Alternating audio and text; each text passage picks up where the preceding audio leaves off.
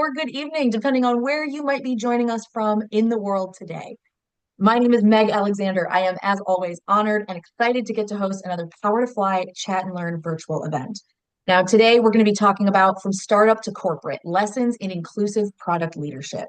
Now, I'm very excited to dive in today and introduce you to our speaker. But before we do that, I just want to real quickly flash our code of conduct up on the screen. Now, this looks like a big scary wall of legalese, but basically what it boils down to is don't be a jerk, okay? Operate from a place of kindness and respect, and it's pretty hard to go wrong from there. If you got questions on this, you want more details, please feel free to let me know. You can always DM me. You can find my name, Meg Alexander, in the drop down in your Zoom group chat. All right, now, very excited to go into today's housekeeping. This will all be very important information if maybe today is your first event with Power to Fly. And if that's the case, then hi, welcome. We're so happy to meet you.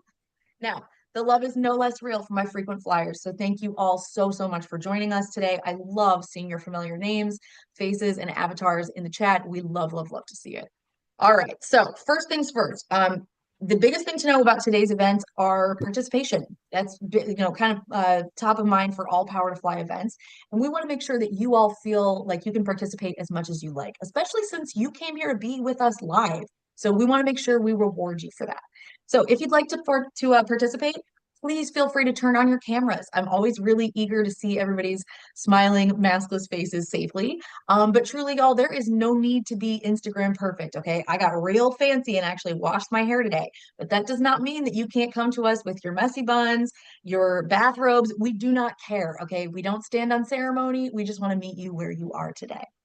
Now, we are recording today's event, and what that means for all of you is you don't have to take notes.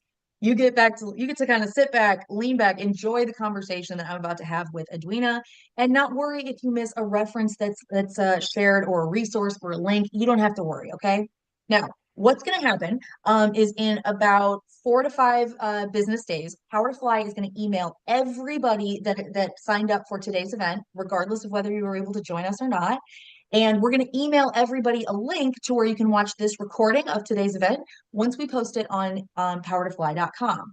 Now, let's say that Eddwina shares just some like mind-blowing, paradigm-shifting information with y'all today, and you want to share it with a friend or a coworker or a relative.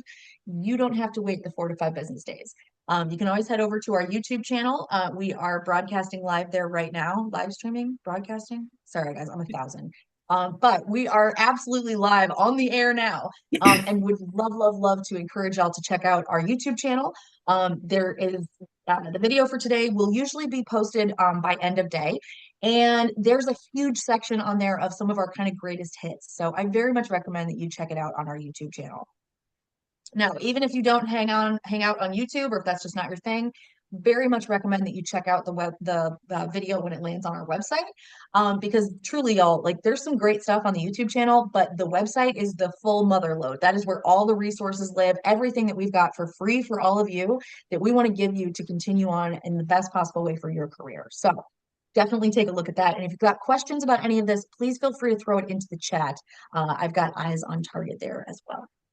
Now, I do also want to encourage y'all to dive on into that chat if you'd like. I'm always very eager to see how far our global audience spreads. So I'm coming to you from Toledo, Ohio. This is land that belongs to the Fox, Kickapoo, and Potawatomi tribes in my area. So if you would like to let us know where you're joining from, we'd love to see it. And if you know whose land you're on, please feel free to share. Now, as we go through today's event, just remember that this is a public event. So make sure that whatever, we're practicing good digital hygiene. You're welcome to share your LinkedIn URLs, all kinds of stuff like that. Just make sure that whatever it is you're sharing, you're fine seeing it on the front page of Google search results tomorrow. Okay. All right. Now, very excited to get us into the main event. But before we do, I just want to talk real briefly about how Eddwina is here today on behalf of Rowe Price. Now, I think most of us know who Rowe Price is. Y'all have some pretty great name recognition, but just in case you aren't aware, at Rowe Price, you can grow and make a difference in ways that matter to you. This is where you can come to create real impact, work with a premier global asset management organization, one that is actively investing in opportunities to help people thrive in an evolving world. So if anything that we talk about today really piques your interest and makes you interested in T. Rowe Price, I very much encourage you to check out their company page. Now, Rob just shared the link in the chat thread. Thank you, Rob. And so I very much recommend you check them out. You can also scan the QR code that's at the bottom of the slide in front of you. This is what their company page looks like on powertofly.com. Now, as long as you're logged in, every company page is going to have one of these buttons right here, okay? That big pink follow button. What that's going to do, smashing that follow button, is going to keep you on T. Rowe Price's radar even before you fill out an application, and it's going to allow Power to Fly to keep T. Rowe Price on your radar. Now, if you are interested in that, or even if you just want some ways to kind of simplify your job search, let Power to Fly work harder so that you can just work smarter, stick around to the end of today's event and I'll share with you a couple more tips on how you can utilize this page in your job search to help you make an impression and make a great impression with T. Rowe Price. All right, now the absolute highlight of today's event, I'm very excited to introduce y'all to Eddwina Bright. Now, Eddwina is a senior product owner at T. Rowe Price. She has over 15 years of experience working in areas such as financial services, fashion, business development, and strategy. Now, Edwina's background spans across strategic execution and operations, process improvement, product development, management, as well as finance. And before she joined T. Rowe Price, she was a co-founder and chief product officer for a digital health startup. She also worked in digital payments at JP Morgan Chase, where she focused on building technical products for the company's business and commercial banking clients. Eddwina, welcome to the stage. I'm so happy to have you join us today. Before we dive on into today's topic, what would you like our audience to know about you? Oh, well, you covered it. You covered most of the professional stuff. I'm really happy to be here too. I guess a fun fact of mine would be, well, I have two of them. So one is that I won a game show, so we can talk about that at the end if we have time. And then the other is that I've been to 56 countries, so I love to travel. That's like my hobby, pretty much. I love that. What's Yes. the most recent country you visited? I just got back from Jamaica for my birthday in May, and it may have been like my fourth time there. So I have some repeats, but I need to get to a new place soon. But Jamaica's beautiful though, like It is. absolutely so Yeah. intensely gorgeous. It feels fake half the time you're there. So I'm with you. It's beautiful. Paradise personified for sure. Oh, 100%. All right, y'all. Absolutely. Feel free in the chat. Also, tell us where you've visited recently. I know Yes. that I've been pretty landlocked. I've been mostly in the States, a couple trips to Canada, but that's about it recently.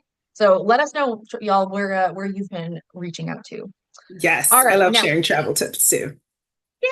All right, so I'm very excited to get us started here. Before we dive into questions, though, I just want to highlight and kind of remind all of you. We had pre-submitted questions that we, looked at based on stuff that you all wanted to know when you registered. But again, you are here with us live, so we want to make sure that the time that you spend with Power to Fly and the great companies like T. Rowe Price is worth it. So if you have questions, send them in the chat. If you want to dive in deeper, if you have questions about an acronym we're using or technology, any of it, okay, please ask early, ask often. That is the best way to get your questions answered today. All right, so to get us started here, let's go into kind of some basics. How did you get started within this career field? What was it like for you? Kind of give us some of the high points. Oh yeah, we could talk about this all day, but it really goes back to an essay I wrote in fifth grade. When I was 10, I would cut up my clothes and make new clothes and purses and sell them to my friends. And I was like, I want to be rich someday. So how do I do, what job makes, I'm not going to be a doctor. I'm not going to be a lawyer. So I wrote this essay about how I'm going to move to New York and become an investment banker. And I held on to that dream until the ripe old age of I don't know, how old are you when you graduate college? 22, 23. So 22, yeah, 21. I moved to New York in 2008. Wonderful time to start a finance career. So I moved here to work at a city focusing on process reengineering. So my plan was to work in, on FP&A, finance, accounting, the books, the P&L, but there was an opportunity because of the economic environment at the time to work on, to re-engineer certain processes throughout the area where I was working. So that really was my start and began my love of, process improvement, building out new products, enhancing existing products, et cetera. So I was at Citi for a while, and then I transitioned to a startup nonprofit that focuses on students who are the first in their family to attend college. And they provide career development and mentorship. And I'm only the second person in my family to attend college. So it was a mission that I was very passionate about. So I joined that nonprofit as employee number 3 and helped to build the company to over 50 employees. And then I was like, what should I do next? So I started a fashion company. And I did everything. I built the site, I did the marketing, I created the postcards, I packed the orders, I modeled the clothes, sourced the clothes, priced everything. So that was really fun. And I did that for 3 years. And I never envisioned that I'd just be a solopreneur before it was cool. And then I was like, okay, I should get my life together and go to business school. So eventually I went to Columbia. And after that, I started working at JP Morgan Chase in payments, as well as in the International Consumer Bank, focusing on building products, as you mentioned in my bio. And then went back to entrepreneurship, focusing on digital health to help women with their health outcomes. And I actually met some of the T. Rowe folks at a conference. And I was there as a founder looking for a CTO, Chief Technology Officer. And once I was back in the job market, I remembered the great exchange I had with the T. Rowe company, and the rest is history. So that's how I got into the seat where I am now. Love that. Can you tell us what was it like for you to go from startup, like kind of hustling nonstop, into corporate life? I mean, it can be a huge it can be a huge adjustment even if you're just moving from like college into corporate. So for you having, that career experience in a different setting, what was that like to transition from startup into corporate? I've done the transition a few times throughout my career, so it was very natural. But luckily, well, one thing that I benefited from was during the pandemic, I was working a corporate job and also working on the startup. So kind of having that balance of both worlds was great. But as I transitioned out of startup life into back into corporate, I had to remember, like, slow down, you had to like take a breath, breathe. You can be a little more structured. You can be a little more organized. In startup life, you're just flying by the seat of your pants. It's from the one fire to the next. Whereas corporate life is a bit more, you want to be a bit more strategic and a bit more structured. So I had to kind of tap back into those skills as I made that transition. Even like getting my OneNote set up, not using Slack, now using Teams. That was something new for me. So just kind of availing myself of the tools at my disposal, kind of giving myself time and space to learn the culture of the company, learn, the ways in which people work, just talking to people like, oh, what time do you guys get in? Do you take lunch? Those kinds of things, because startup life is like, you don't even think about that kind of stuff at all. There's no So, structure, right? Like startup is right. entirely like whatever structure you have that you bring to it, that is what Yeah. stays. So Yeah, yeah, I mean that exactly. makes a ton of Exactly. sense. And Yeah. like the very tactical things I did was, like, at the base level, updating my Google alerts, right? I was transitioning from digital health back to financial services. So now I need to know all of the latest and greatest of what's happening in financial services. So that was something that I did. I started researching competitors of T. Rowe Price, because although I'd worked in banking, I hadn't worked in investment or retirement services. So that was something else I did. And then also just reinvigorating my network within finance. So that's helped tremendously as well. Yeah, absolutely. And honestly, like something that we don't hear enough that I want to highlight from what you just said is that you gave yourself the time to Mhm. know that some of these things were going to have to change. Systems that you already had in place would need to be updated or, like spun around. This is, I feel like, a lot of the part that people skip over because they're like, yeah, Yeah, and I've got to like hit the ground running and be ready to go. And it's like, right. no, no, no. The transition part takes time, and that's Right. okay. That's good. Exactly. Yeah. Exactly. And you never want to be the person who's just like barrel rolling in, like, oh yeah, I know what's happening. I know what I'm doing. I know what I'm doing. Exactly, right? Like, 'cause I mean, that's Yeah. just an easy way to add fluster to your day, like just day one. So, Yeah. okay, if you there we get a lot of people that are trying to pivot, right? They all want advice about Okay. how to pivot from different industries. If you are talking to somebody who wants to pivot from a non-traditional background or industry into tech or product roles, what do you think they should know? Oh, I love this question because I've also done this a few times. These questions are perfect for me. I love it.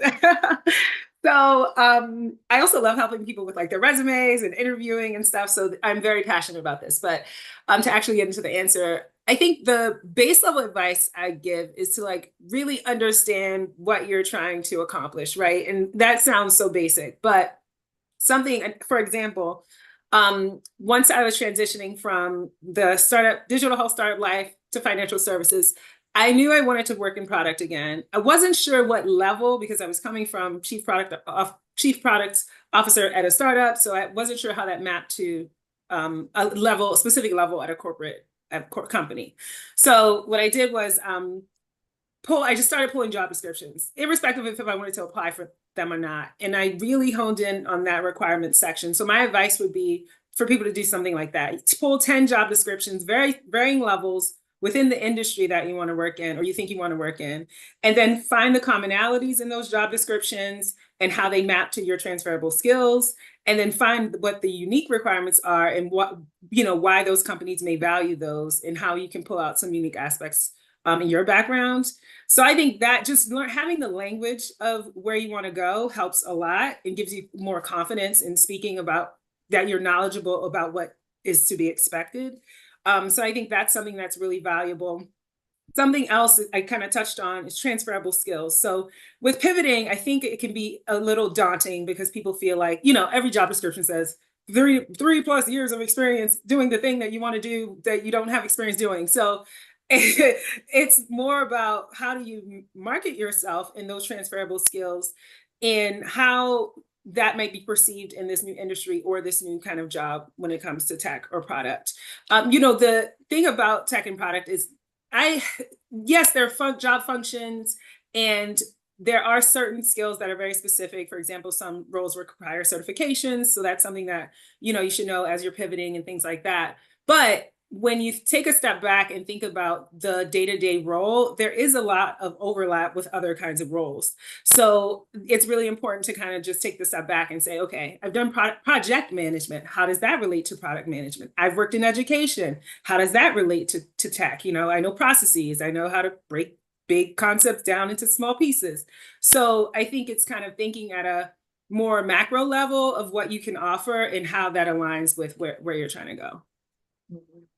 No, oh my gosh, I can't tell you how much I appreciate all of this. Like you're hitting like so many points. It's like I'm running out of fingers to be like, yeah, and talk about this and talk about that. But like, I thought of one more thing. I know, sorry. Please. They can hear you talk, not me. The great neutralizer is data. So another thing is to make sure that you have your quantitative outcomes. I've improved something by X%. I've saved X amount of dollars. So in the event that, yes, you don't have the one-to-one experience, your results, you can definitely always rely on the results that you've been able to garner. And you don't even necessarily have to be able to connect them to the job. What you're trying to do is like spark a point of interest. You want the person to ask you about it. Yeah. So that way you can then say, well, here's actually how, because like nobody has enough time and space on a resume to accurately draw the breadcrumb trails that you want each recruiter to follow, right? So like treat it like clickbait a little bit. Like I increased productivity 4,000%. Right. Let someone know what you mean by that. That's They're provocative. Gonna know. So exactly. And I love the idea of pulling different jobs within the field at different levels and stuff, and like then cross-referencing to see what's listed. That's something we talk about a lot when it comes to job descriptions or job descriptions, where it's like, because most hiring people, like they're describing their unicorn, right? And there's nothing wrong with that. Everybody wants a unicorn. They're real pretty and it's great. But like, how often are you going to find the person that has 3 years of experience, but is entry level and lives on water and sunshine and doesn't actually need to be paid? It's fine. Like this. So I like this idea of like you said, have data. Okay. Cast a wide net, look and see what might be required, see what comes up the most often. I love this. I think that's a really good way to do it. Yeah. Okay. Candidates who are trying to highlight adaptability, especially across industries, this can be kind of finicky. I think a lot of people feel like maybe they're not making as good a case as they could be. What do you think people should know if they're trying to highlight their adaptability and experience as it crosses the industry, both in applications as well as interviews? This can be a hard thing to try and communicate. Yeah, I think it's some of the pieces that I touched on. It's kind of knowing the language of the industry, having those connection points for your transferable skills, understanding what your results have been. But when it comes to adaptability, I also think it's kind of the standard advice that we hear all the time, right? Have your example of when you've effectuated change. Have your example when you've persuaded someone to change their mind about something using data.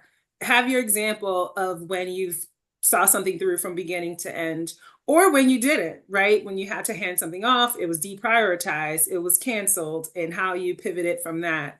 So I think when you think about the word adaptability, everyone has had to adapt. So it's, kind of getting, we all do it too, getting in our head. So it's getting outside your head and saying, what are the times where I've had an obstacle, a challenge, and I've had to work around it or work through it? And that's, agnostic of any industry. But once you layer on a, appropriate level of understanding of the industry, even though you haven't worked in it, then that's what I think makes a really powerful case. Yeah. Yeah. Yeah. No, that tracks. That makes a ton of sense. Okay. There's I don't think it's pretty well known. There's some pretty high like unemployment rates, or underemployment is really a big thing right now. Um, Mm. how do you recommend someone get their foot in the door in an environment where it feels like you are having a fight to get even a finger, closer to some of these companies? What do you recommend people do to try and kind of give themselves that advantage? Yeah. So this is a tricky one, right? Because um, I think that there are a couple different ways where people can go when in this type of situation and this type of environment, all of which require creativity, innovation, and willing to take chances and risks, right? So one piece of advice I would give is understand how certain roles within product and tech relate to each other. So, for example, on the tech side, you can be, a systems network engineer. You can be a DevOps engineer. You can be a programmer, et cetera, et cetera, et cetera. But there are actual functional paths that where people move through versus by getting promoted or taking lateral moves. So my suggestion would be take a look, like find people on LinkedIn or even people that, are say in the public eye. Look at how they've been able to manage their career and what pivots they've made. And that can give you ideas on ancillary roles that you can take to ultimately get to where you want. So, yes, the first role that you have may be an analyst role, but you want to be a product manager. Well, that could be a wonderful path to becoming a product manager because in the analyst role, you'll get analytical skills, you'll be able to really learn the depth of how to measure a product, et cetera, et cetera. So, just to recap, I'm kind of going down a rabbit hole, but kind of do research on related roles to that end role that you really want to get, because those roles they may be recruited for more heavily. The hiring process may be different. And then once you get into that role, you nail it. And then, now you have the experience to now try to springboard to something else. The other piece of advice I would give is, there are different schools of thought around boot camps, certifications, things like that. But there are a wealth of resources when it comes to supplementing your experience, your actual work experience. This can be through certificates with an academic institution. It can be through Google, Amazon. They offer free boot camps and free coding and tech product resources. There are actual certs when you think about cybersecurity. So there are, in addition to kind of thinking about ancillary roles, think about ancillary skills and ways to build them as well. And so that could be helpful. And then number three is just volunteer. You tell a tech company, a startup, obviously like corporate companies have more structured processes with internships and things like that. But you can go to a small business, go to a nonprofit and say, hey, I have time. I have 20 hours a month. I'd love to help. I'm trying to build my resume. If you seem capable, most places will, try to work something out. Or you can ask for a very small stipend, to make it legal. I don't know all the legal aspects of it. But at the base level, the best way to get any experience is to do it for free. So that is another way that I've been able to add to my repertoire as well. I love this. I love this advice. I think it's also kind of dovetails with the idea that like, at least when I was coming up, it was they're always hiring in the mailroom, right? So it was like if you want to Yeah. get in someplace, go work in the mailroom first. Yes. And honestly, like that's been very, very good advice to me so far. Like I didn't get hired to do this. I got hired to make lists of people who might be good to invite to events. Yeah. So truly, like Yeah. think outside, if you are really Exactly. excited about like an industry, find some place that you can get into the industry that's maybe a little bit less high pressure or a little Right. less competitive or something. Like, yeah, there's ways to do this. I think Yeah. this is good advice. And the thing about it too is like I've worked in so many different kinds of, companies when it comes to size, culture, etc. But I've never, at least from what I remember, my memory, fails me sometimes. But I've never been in a situation where I expressed interest in building more skills and was denied. So that's something too where I think we kind of think, okay, they hire me for this one thing. I have to only do this. You can say, hey, I have capacity. You make friends with people. I have capacity. Can I help you with that project? Or I have capacity. Can I sit in on your meetings? I tell your boss, tell your peers. I'd love to learn XYZ if you see any opportunities for that. People want to help people that want to help themselves. So I think it's also kind of feeling confident about charting your own path and knowing that it's possible. Yes, yes. And I cannot like second this strongly enough.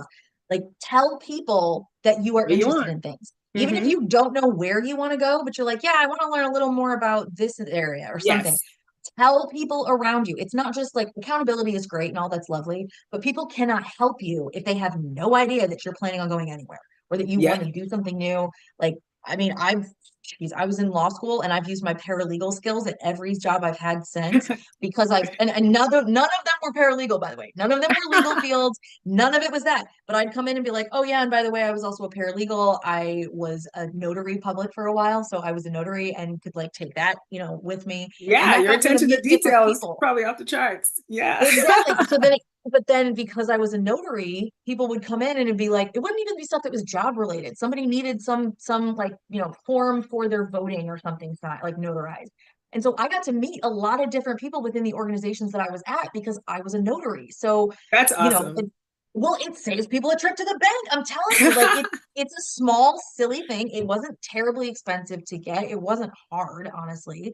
So like little things like that can really be a feather in your cap that you might not use all the time, but Yeah, it could be opens a really, doors really good way. Yeah. for sure. Okay.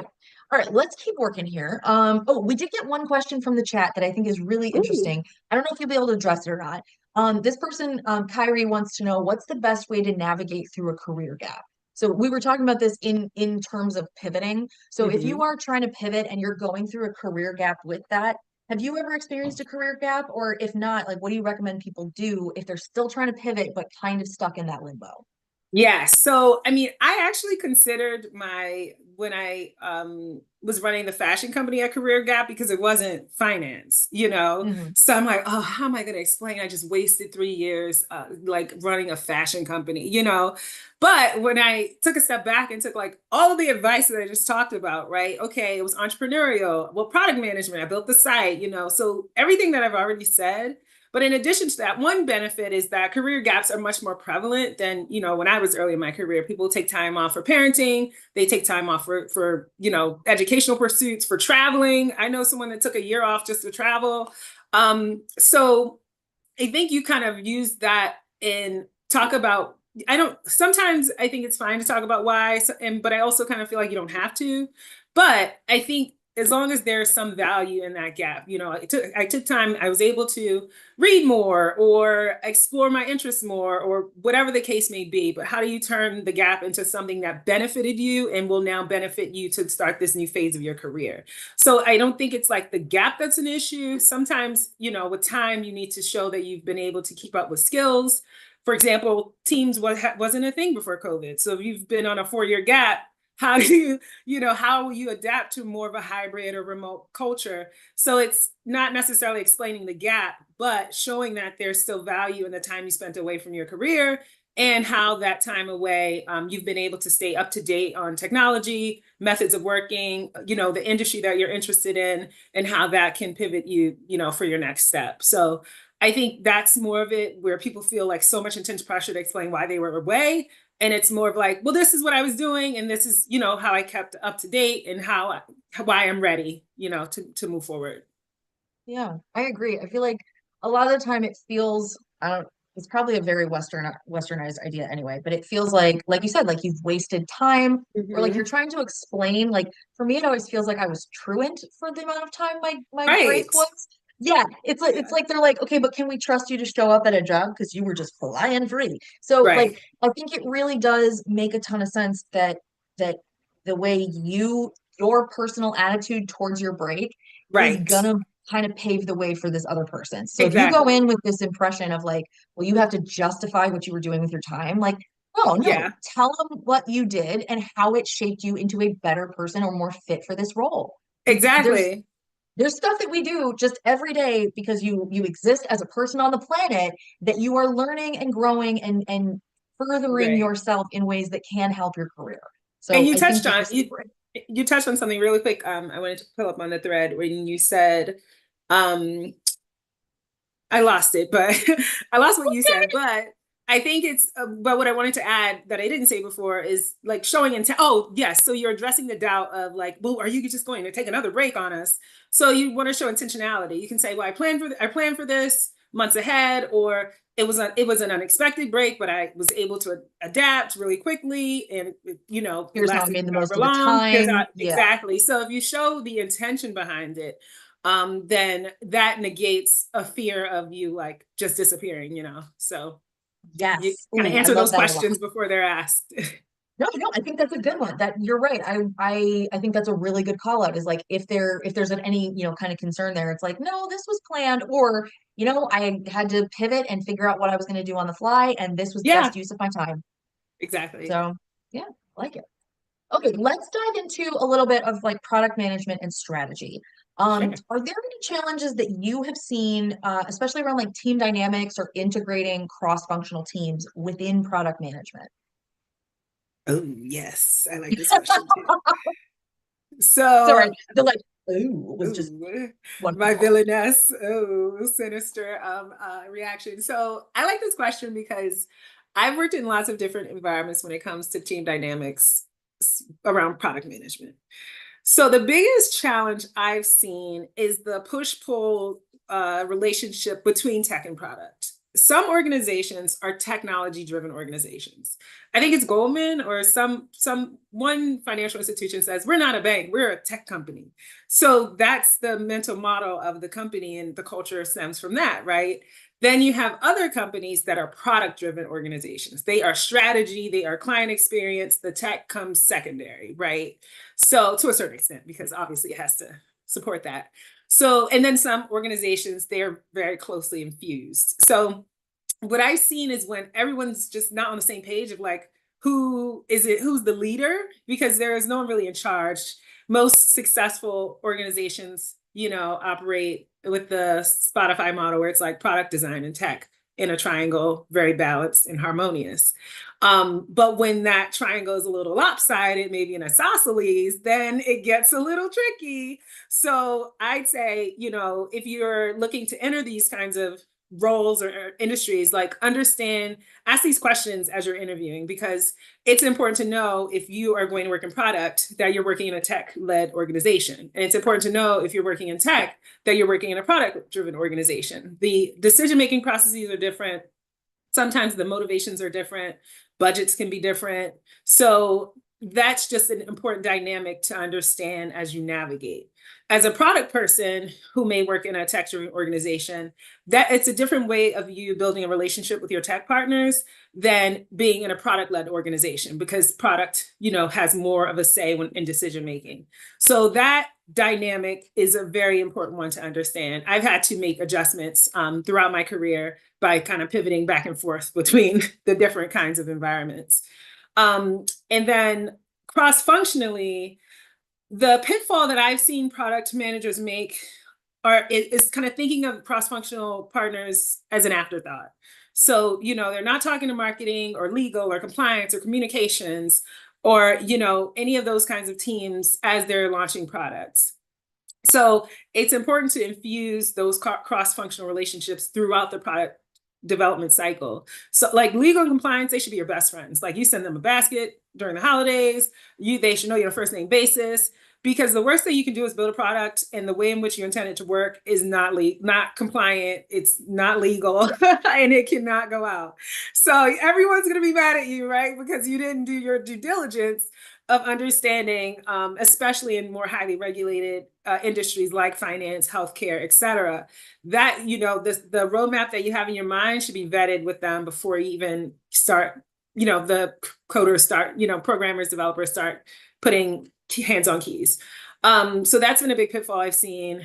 And even communications, I feel like a lot of product managers don't go that far out of like, how are we going to get clients to adopt this? How are we going to communicate to clients about this? How are we going to prep our internal service associates to talk to clients about this?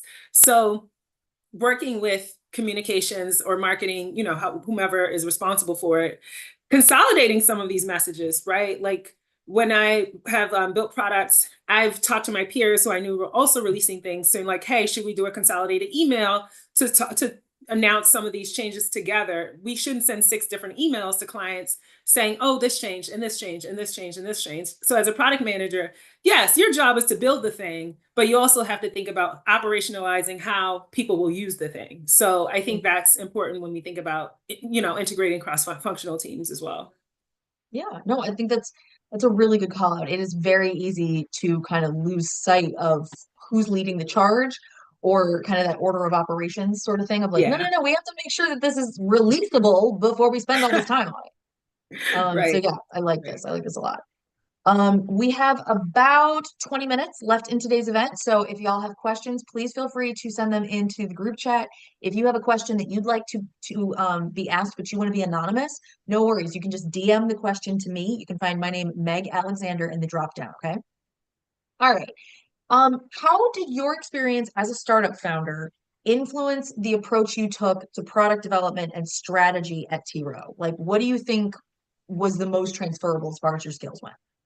Oh, um, well, probably two big things come to mind. One, and this is a word like from a program I did in college. It's called Management Leadership for Tomorrow, and career development preparation program. So one of our like mantras is like be scrappy. So, as a co-founder of a startup, it's being scrappy. You have this much money that you have to stretch this far. So I think that was a skill I brought in terms of just being really creative about how to get things done. Because even large companies struggle with resources, right? The hiring cycle may be off, roles are in the middle of being filled, not filled. People have to, pick up work. So some of that of just creativity around how am I going to get this thing done was, I was able to bring that in from the startup. Things like, going from our MVP to our actual real deal, Holyfield product, that planning that out, each piece of component of the MVP, how are we going to make this a durable piece of tech? That's something that I had to think about on a project for T Rowe as well. Like these different disparate pieces of technology, how do we consolidate them into a cohesive experience? So a lot of like the challenges I faced were mirrored, even though the subject matter or like the reasons why were not. So that was really interesting and cool.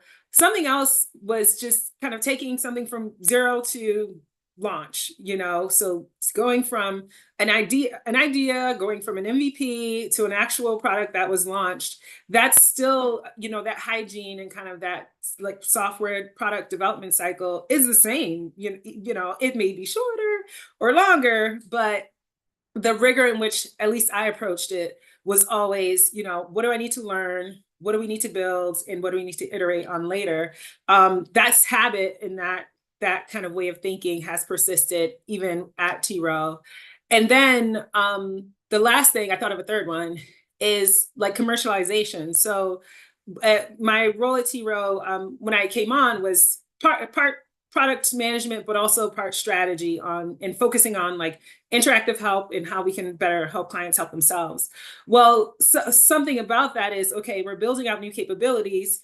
okay, they cost money to build, right? Okay, what's the monetization strategy? Is this a cost savings play? So thinking about how to commercialize product enhancements was something else I was able to bring from the startup life, because we were building a digital health platform and had to think about how to monetize it. How are we going to get people to pay for it? So those are a few kind of connecting points from the two worlds. No, I love that. And it's, it really is one of those things where if as you're looking back on it, hindsight is always 2020. But if you start spitballing, like, okay, well, this is what I know how to do. What else could I do with that skill? Like, I think that's wonderful. I think that's a really Right. great way to try and like backdoor your way in. Yeah. Um, all right, let's talk about accessibility when it comes to inclusive product leadership. Accessibility is a major thing, especially as so much more of our life moves, online. How do you feel when it comes to accessibility? What does this mean when you're trying to develop? Oh, yes. So I don't know why, work-life balance also came to mind when you talked about like, oh, we're more online. I don't know why that just happened, but maybe it'll be relevant. It came in my mind for a reason. But when I think about accessibility, I really feel like people just want to be heard, and they want to feel valued to give you their best. And so to me, kind of like being accessible, and when I've led teams, what this means is everyone says like open door policy, right? But it's kind of like vampires. You have to be invited in. So the door can be open, but if I'm just walking by it and it doesn't look welcoming, I'm probably not going to come in. So I think it's really pulling people in a way that makes them feel good about being vulnerable, opening up, sharing, acknowledging their humanity, right? We have so many different ways that I think we've been able to make gains and advances in this way in society.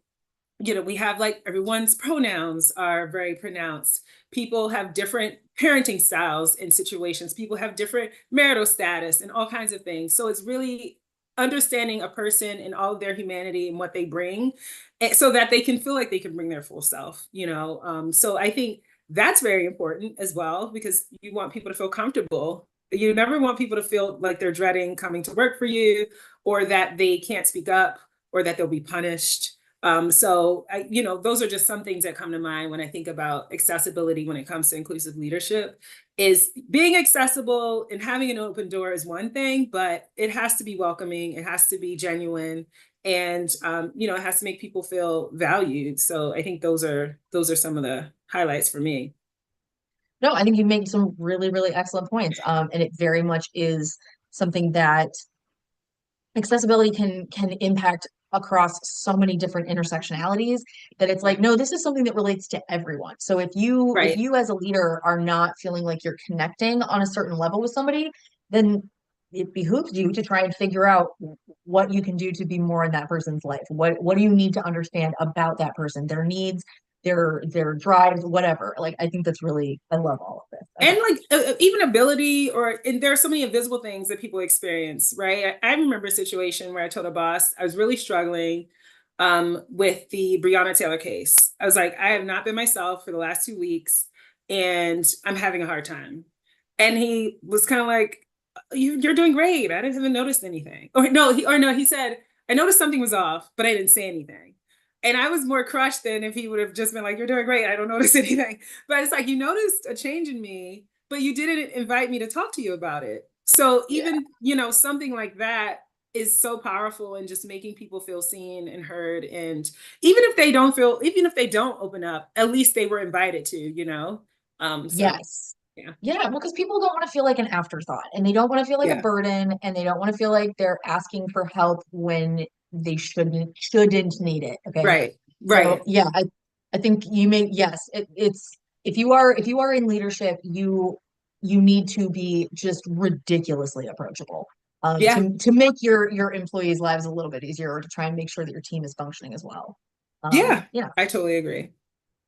Okay, when it comes to large scale product environments, how do you balance strategic execution with innovation? This is an interesting question. So I've worked at places where they were not one and the same because they're different, but housed within one place or one role or one person. And I've been in places where they were completely separate. You know, the strategy team throws a deck over the fence and they expect someone to build whatever they said. So the way that I like to work is I think of it less of a balance and more of a harmony. So I like challenges that involve both strategic execution as well as innovative thinking. And the way that I typically manage it is from a product perspective, just always having a roadmap, right? There's always a working roadmap. This quarter, what are we doing? Next quarter, the quarter after that, fourth quarter, et cetera. So that's kind of a reflection of some aspect of strategic execution, but you have you have your overall roadmap and then you have your tactical steps of like what you need to make that happen. But the way that I like to infuse innovation is calling out in the roadmap, okay, where do I need to do more research? Whether it's customer research, industry research, competitor research, where can I add some emerging technology, right? So can we do a low lift level of AI proof of concept with what we're building? Can we do I remember the days of when I first did an RPA, robotics process automation. I'm dating myself, so for those of you that are familiar with that, so I remember I was working on some new process, and RPA was coming out. So robotics process automation is when basically you train a macro you can have it like log into an email or input information in Excel, things like that. So I was like, oh, I could do this for like just responding to emails. And so think of ways just to infuse emerging tech in like really low level MVP ways. I'm like getting too excited. Sorry, I forgot my answer. No, this is great. I love all of this. But I will say, like, the innovation piece, yes, like I said, like when you have a plan or a roadmap or an idea of how you want to execute on something, go back and look at it again for like, what are the opportunities to innovate? How can I I have my initial idea. You challenge yourself on how can I do this better, faster, more efficiently? And that can a lot of times lead to innovation. Another exercise that I like to do is to think about the focus a lot, even though this is a part of my roadmap exercise, but like I said, after the roadmap's kind of set, because it's never done, because you're always working on it, go back and like, what problem am I solving for? And does this solution adequately solve for it? It's fine if it's not, because you can have phased approaches and things like that. But that also helps to challenge how you're executing and how innovative you are. So those are just some exercises that I do to try to make those two aspects of working like more harmonious, which I do really enjoy. Yeah. No, it sounds like a very excellent plan.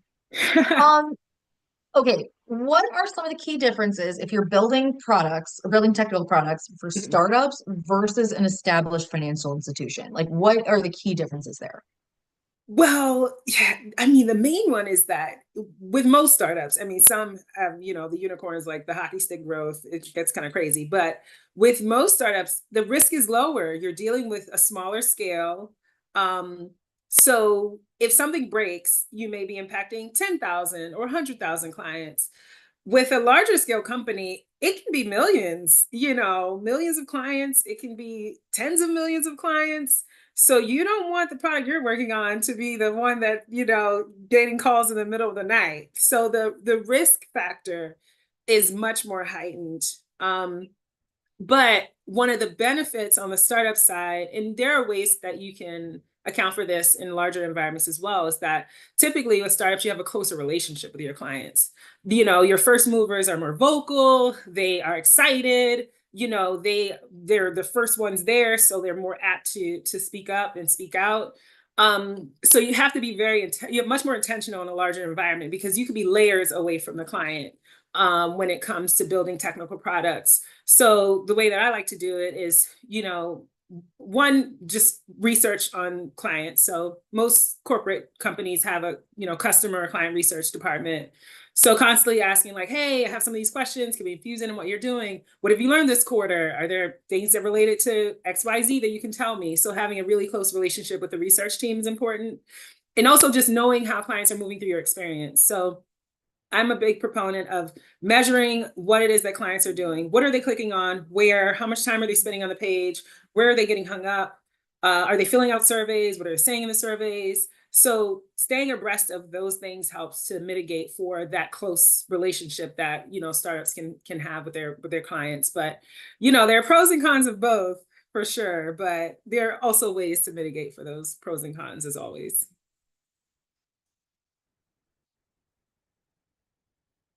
There we go. I knew I lost my mute button. It happens at least once an event. We made it almost to the end before I found it. Oh man, this Okay. time's going by too fast. I tell people every time, they never believe me, and then I'm like, hey, by the way, we only have 5 minutes left, and they're like, what? Okay, we've got a couple questions. Okay. How do you ensure that client needs stay central to the product development, especially in a highly regulated industry like finance, when there's tons of rules that you already have to play by? Mhm. How do you make sure that the client's needs are still like front and center? Oh, well, I mean, good. This is, I touched on like, my answer touches on a few different things that I've mentioned already. So this can be a more efficient one. So kind of client needs staying central. I think I'd mentioned like build, test, iterate, that mental approach that I take. So that's really how I approach it. So one thing too is like, I'm fiercely against building like you build it and they will come. No, the way I like to build things is you build it to solve for a problem that people are having or a need that they have, right? And it can be a need that they don't realize they have. That's fine. But it's not just building something over here and hoping that people will go over there. So that really, if you think about client needs in that way of I'm building something to address a client need, a verified client need through data, through surveys, through voice of the customer, through customer research, through, Reddit is a great place to see what people are complaining about, Yes. right? So you call all of this information to see what people are saying about what's related to what you're building and use that as, fuel to make sure that it highlights their need and also ultimately have a terrific client experience. So that's really important. I'm always going to say like data, more information. So that's really central to like keeping client needs at the forefront. When it comes to highly regulated, it goes back to my, legal and compliance should be your best friends. So as product managers, we're never going to be the legal expert on how things need to be rolled out, what disclaimers need to be at the bottom of the page. If it's required, a certain day of 5 days of processing and it has to be disclosed in the flow to the client. So these are things that you need to get vetted and verified. I don't think it's not a fear of like it's not something to be afraid of. It's something that you make sure that you kind of check the box on and you stay on top of because there are people at the company that are experts. So you have to really leverage them that way. So that kind of touches the highly regulated part. I'm not afraid of regulation or anything. And also you can just keep yourself abreast of it. Like, so for finance, I will go on the SEC site. I'll read 10Ks. I'll go to other earnings calls for other companies. So just kind of keeping yourself aware of what's happening in the conversation, you can still learn a lot for sure. Because even on those earnings calls, CEOs talk about regulation. They talk about what they're facing. They talk about the environment and the ecosystem. So that's another way of just continuing to like learn and always, understand what's happening. Yeah. No, I think these are excellent tips. Okay, if we look to kind of the future of work, future of leadership, one of the things that I think is first and foremost in a lot of people's minds when we're thinking about the future is AI. What do you think is the best way to prepare for the growing use of AI in the workplace? Oh, I mean, I'm still figuring this out for myself. Right. So one project, I've had an AI project at T Rowe, for thinking about a chat bot, and how we might use Gen AI to think about that. So it's well, I was gonna say it's early, but it's really not. It's becoming more ubiquitous, across a lot of different industries, is what I'll say. But there are always there are books, there are white papers, there are articles. I think that's the more traditional way of learning more.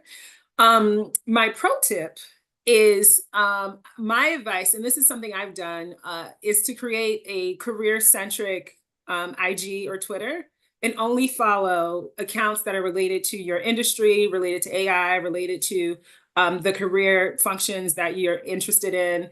And you'll see so many events people networking, WhatsApp groups that you can get into.